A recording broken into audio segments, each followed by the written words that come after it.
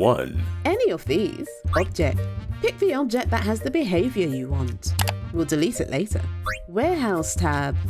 Object definition. Copy tuning. Paste it somewhere. Find that in the description. File main menu.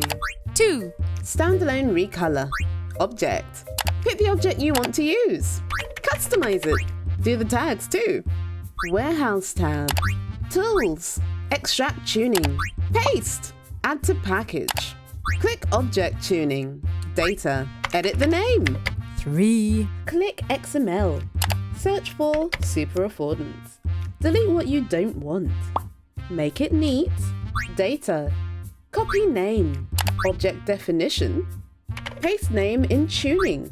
Do this for all object definitions you have. Test it.